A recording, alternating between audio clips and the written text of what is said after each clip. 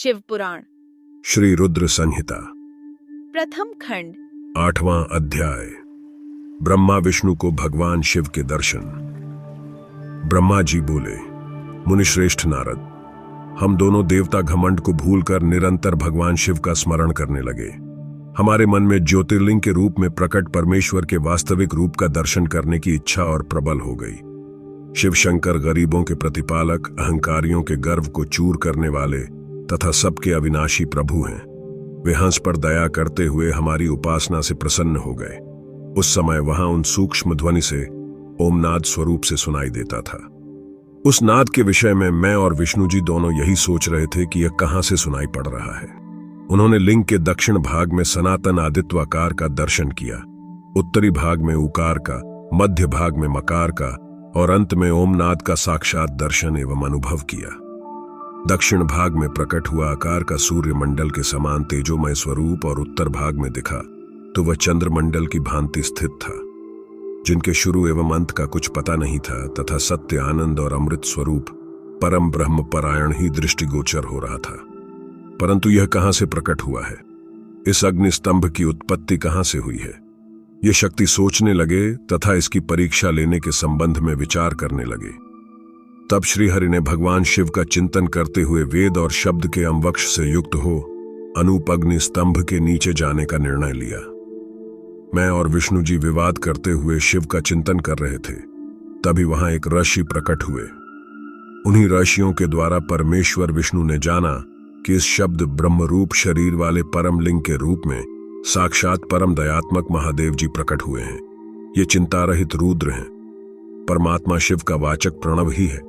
वह एक सत्य परम कारण, आनंद, अमृत, परायण और परम ब्रह्म है।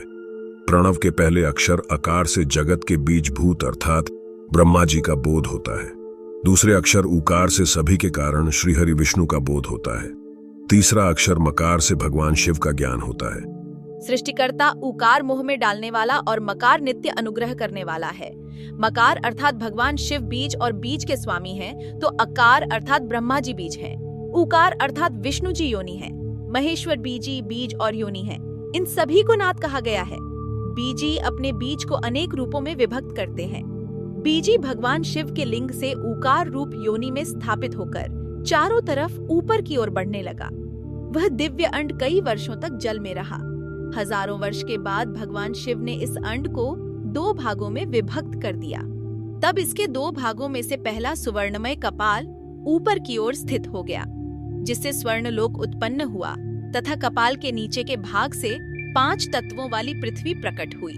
उस अंड से चतुर्मुख ब्रह्मा उत्पन्न हुए, जो समस्त लोकों के सृजन हैं। भगवान महेश्वर ही अ, उ व अम त्रिविध रूपों में वर्णित हैं। इसलिए ज्योतिर्लिंग स्वरूप सदाशिव को ओम कहा गया है। इसकी सिद्धि यज्ञ बंधे में भी होती है। देवेश्वर शिव को जानकर विष्णु जी ने शक्ति संपन्न मंत्रों द्वारा उत्तम एवं महान अभ्युदय से शोभित भगवान शिव की स्तुति करनी शुरू कर दी। इसी समय मैंने और विश्वपालक भगवान विष्णु ने एक अद्भुत व सुंदर रूप देखा, जिसके 5 मुख, 10 भुजा, कपूर के समान गौरवर्ण, परम कांतिमय, अनेक आभूषणों से विभूषित, महान उदार, महाविभूतिवान और महापुरुषों के लक्षणों से युक्त था, और जिसके दर्शन पाकर मैं और विष्णु जी धरा हो गए। तब परमेश्वर महादेव भगवान प्रसन्न होकर अपने दिव्य रूप में स्थित हो गए। अकार उनका मस्तक और अकार ललाट है। उकार दाहिना और उकार बायां नेत्र है। उकार दाहिना और उकार बायां कान है। उकार दायां और उकार बायां गाल है। लूली उनकी नाक के छिद्र हैं। उकार और उकार उनके दोनों दंत पंक्तियां हैं। ओ और आ देवगिरिध्वज हैं। इस प्रकार भगवान महादेव व भगवती उमा के दर्शन कर हम दोनों कृतार्थ हो गए। हमने उनके चरणों में प्रणाम किया। तब हमें 5 कलाओं से युक्त ओंकार जनित मंत्र का साक्षात्कार हुआ।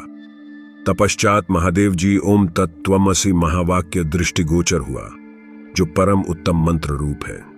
इसके बाद धर्म और अर्थ का साधक बुद्धि स्वरूप 24 अक्षरीय गायत्री मंत्र प्रकट हुआ, जो पुरुषार्थ रूपी फल देने वाला है।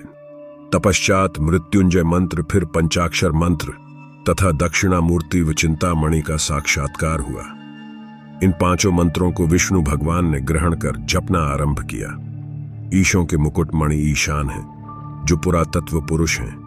हृदय को प्रिय लगने वाले, जिनके चरण सुंदर हैं, जो सर्प को आभूषण के रूप में धारण करते हैं, जिनके पैर व नेत्र सभी ओर हैं, जो मुष्ट ब्रह्मा के अधिपति, कल्याणकारी तथा सृष्टि पालन एवं संहार करने वाले हैं। उन वरदायक शिव की मेरे साथ भगवान विष्णु ने प्रिय वचनों द्वारा संतुष्ट चित्त से स्तुति की।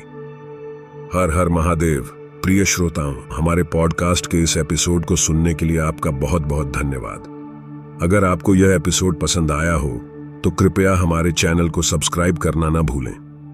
सब्सक्राइब करने से आपको हमारे सभी नए एपिसोड्स की जानकारी सबसे पहले मिलेगी। हमें आपके फीडबैक और सुझावों का हमेशा इंतजार रहता है, इसलिए कृपया हमें रेटिंग और समीक्षा देकर अपनी राय जरूर बताएं। हर हर महादेव।